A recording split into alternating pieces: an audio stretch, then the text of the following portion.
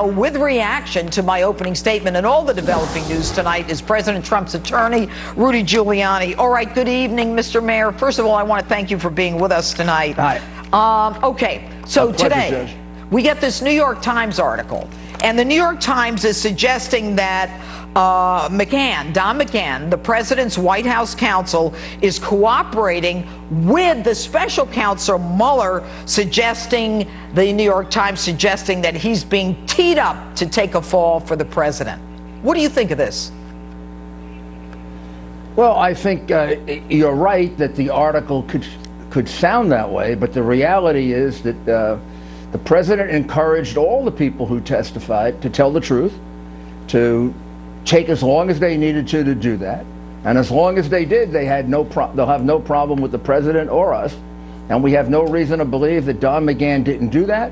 And as John Dowd, who was the president's lawyer at the time, said today loudly and clearly, right, Don McGahn was the strongest witness for the president, meaning he completely gave testimony that said that the president didn't do anything wrong. Which the president didn't do. He didn't do anything wrong. But who would plant a story or a suggestion or create an effort to legitimize a claim that McGahn's trying to take the fall? I mean, what does it tell you? Does it tell you that the New York Times is making stuff up and is fake news? Does it tell you that Mueller is starting to panic and starting to get McGahn to work with him to, yes, to tell McGahn, hey, look, the president's teeing you up for a fall? Who is this? What's going on? Well, I think the best analysis would be that the Mueller team is panicking. They know they don't have a case. There was no collusion. There was no obstruction. They can't prove it, and they are trying to get the president to testify. And they're hoping that if they put out a story like this, in which they suggest that McGahn is cooperating against him, but don't say it, they don't say that he'll want to come in and explain himself. Now, the president wants to testify. The president wants to be open and transparent. Otherwise, he wouldn't have encouraged 30 witnesses, including McGahn, to testify. He wouldn't have turned over 1.4 million documents. He wouldn't have not exerted executive privilege as he did if he didn't believe that he didn't do anything wrong. But he's not going to be trapped into perjury. We're not going to allow it to happen where he tells the truth, some other guy is lying, and they're going to believe, like Comey, the guy who's lying. Right. Let me read this. This is a McGahn statement from White House counsel McGahn. President Trump, through counsel, declined to assert any privilege over Mr. McGahn's testimony. So Mr. McGahn answered special counsel team's questions fulsomely and honestly, as any person interviewed by federal investigators must. So through his counsel, the personal attorney for Don McGahn, they make it clear that even the president said, you know what, Don, you go out there and testify. I don't have a problem with that. Absolutely true, Judge. The president had no problem with it. We have no problem with it if it took 1 day, 2 days, 3 days.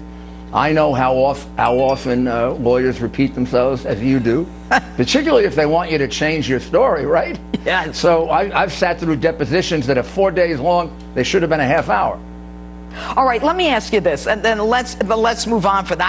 I just think that the placement of this story, Mr. Mayor, so close to the point where Americans are fed up with this investigation of Bob Mueller, and they're sick of the special counsel. But I can't help but think that it may have some connection to the Manafort case. Now, we've got this tax case from 2007 having nothing to do with Russian collusion. Manafort is in solitary confinement 23 hours a day from 2007 case. Do you think Mueller's panicking about the verdict in that case?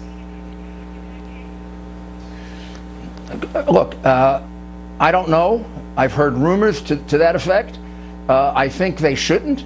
Whether Mr. Manafort is convicted or acquitted or hung jury, it's the same for our case. After all, we're not part of it. I do think, like the president does, that Mr. Manafort has been treated horribly. This is not a terrorist. This is not a killer. They arrest him in a horrible way. They raid his house and they put him in solitary confinement. It's unbelievable. My goodness. Rudy, it is unbelievable. I prosecuted for 30 years. I never saw anything like this. Never. But anyway, let me just... Go ahead. The only one I can remember I ever had put in solitary confinement was Carmine the Snake Persico, because he offered $400,000 to kill me, and I was insulted that it was so little money. I don't mean to laugh, but obviously that wasn't going to work. I wasn't worried about that. But I just think that they are pressing really hard right now that try to get Donald Trump to testify. And I think that there's a lot more psychology to this story than anything else. And when Mueller comes out, and I'll say it because maybe you can't, and he says, or one of his people says, we got 4 times more evidence in the next Manafort case, that tells me that they may be shaken a little. What say you, or can you? Look, I can't say much about that. I can kind of listen to the people that are giving out rumors and say there may be something to it, but I don't know. And the reality is, like the president, I really feel that Mr. Manafort has been treated pretty close to horribly. Yeah, well, I'm sure there are a lot of people that will agree with you, even the judge, T.S. Ellis. Anyway, Rudy Giuliani, thanks for taking time out of your night tonight.